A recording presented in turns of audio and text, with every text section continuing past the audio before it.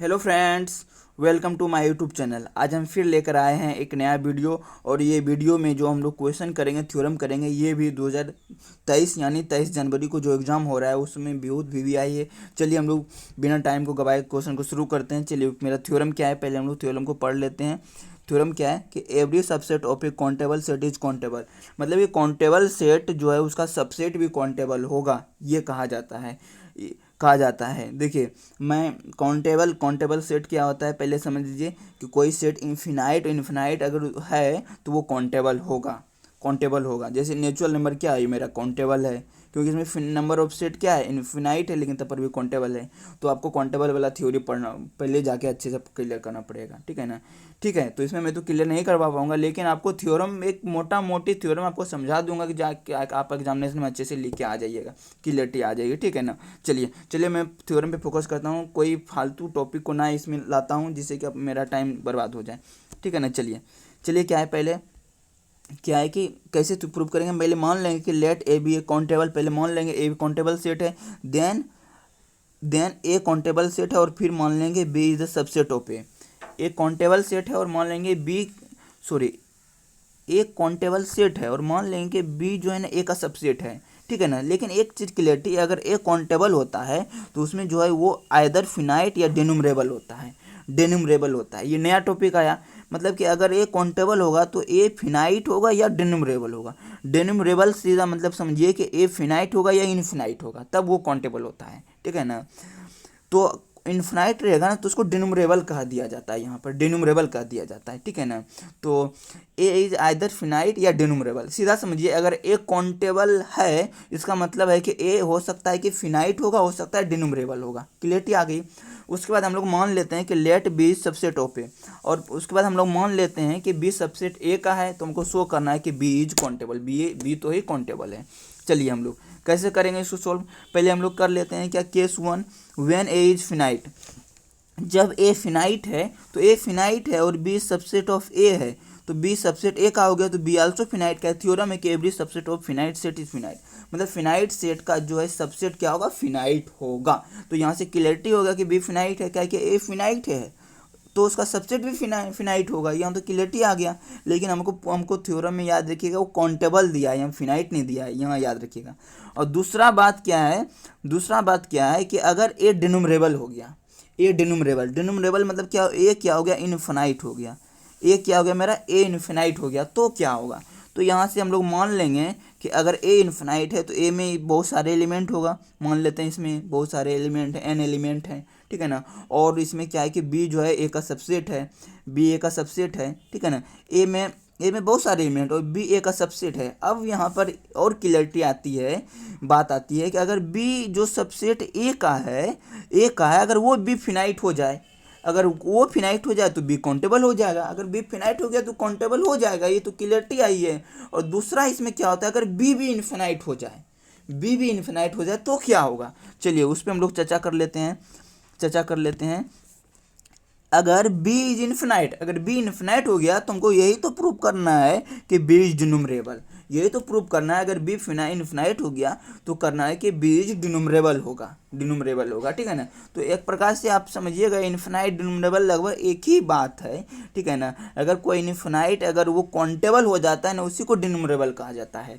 तो यहाँ से एक बात क्लियरिटी आई कि इन्फिनाइट अगर है इन्फिनाइट तो बी डिनुमरेबल होगा, तब वो क्या होगा, काउंटेबल होगा। ऐसा नहीं है कि आप कोई एलिमेंट ले लीजिए वो इन्फिनाइट है वो काउंटेबल हो जाएगा, ऐसा नहीं है। कि कुछ सेट ऐसे हैं जो कि इन्फिनाइट हैं लेकिन वो काउंटेबल है, यानी वो डिनुमरेबल हैं। तो अगर बी इन्फिनाइट है तो हमको प्रूव करना पड़ेगा बी डिनुमरेबल है, तब वो काउंटेबल होगा। यहाँ से क्लियरिटी आ गई। तो यहाँ से क्या करते हैं, क्या हम लोग कि let n1 be the least positive integer such that an1 belong to B. तो हम लोग मान लेते हैं n1 जो है सबसे छोटा इंटीजर है जो कि b में आ रहा है। क्लियरिटी आ गई। बी में आ रहा है इसका मतलब है कि b में जो है an1 आएगा और बहुत सारा एलिमेंट आएगा, लेकिन सबसे छोटा an1 तो आएगा ही। क्लियरिटी आ गई।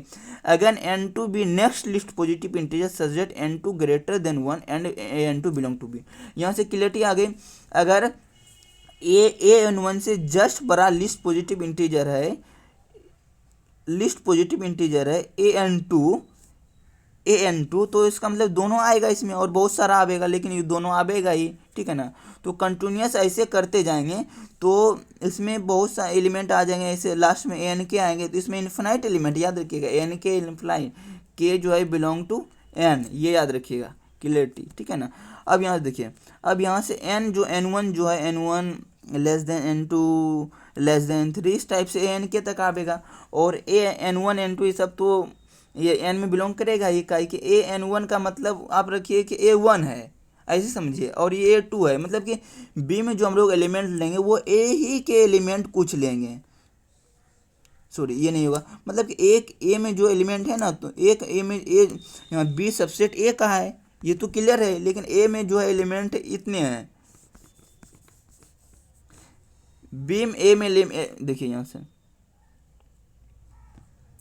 A में एलिमेंट आपके A1 है, B1 है, डॉट बहुत सारे हैं, और तो B हम लोग कोई इसी से ले लिए हैं, जिसमें मान लेते हैं AN1 है, हो सकता है इसमें आ जाके AN1 कहीं होगा, AN2 कहीं है, AN3 कहीं है, AN मतलब इसी से एलिमेंट लिए, लेकिन ये भी क्या है मेरा इन्फिनाइट है, ये भी मेरा क्या इन्फिनाइट है।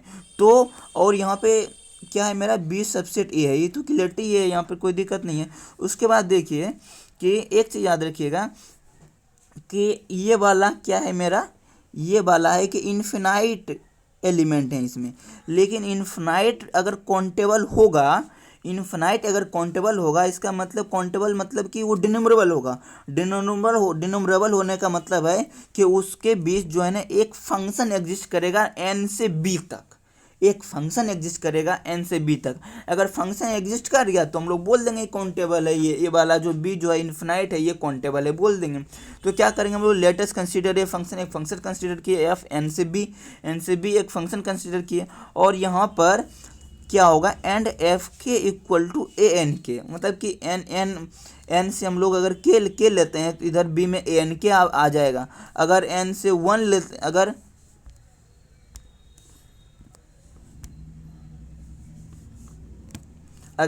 अगर N से हम लोग 1 लेते हैं तो F1 क्या हो जाएगा मेरा AN1 हो जाएगा, AN1 क्या A ही में तो है, ठीक है ना। अब यहाँ से देखिए इस टाइप से बनेगा कि इसमें जो है के एलिमेंट है, इसमें AN के एलिमेंट है, और सब जो है ना इसमें मतलब कि 1 1 2 ये करेगा, डिनमरेबल में होता है 1 1 2 मैपिंग बनाएगा। तब कोई अगर किसी को हम लोग काउंटेबल बोलेंगे या डिनमरेबल बोलेंगे जब वो N के साथ 1 1 2 बना है, 1 1 2 बना है, तब हम लोग यहाँ पर बोलेंगे। तो यहाँ से हम लोग क्लियरिटी देख लिए कि 1 जो है A1 पे जाएगा, 2 AN2 पे जाएगा, 3 AN3 पे जाएगा, के इस पे जाएगा, क्लियरिटी यहाँ आ गया। तो यहाँ से आपका क्लियरिटी क्या आ गया मेरा, F इज 1 1 2, F जो है 1 1 2 मैपिंग फाउंड कर रहा है, इसका मतलब क्या है मेरा B इज डिनमरेबल है, B इज डिनमरेबल, अगर B डिनमरेबल है तो क्या हो गया, B काउंटेबल हो गया। तो यहाँ से क्लियरिटी आ गया क्या, hence every subset of countable set is countable, every subset of countable set is countable, ठीक है ना। यहाँ से क्लियरिटी आ गई, every subset of countable set is countable, ठीक है। चलिए हम लोग मिलेंगे नेक्स्ट वीडियो में, ठीक है। Thank you for watching this video.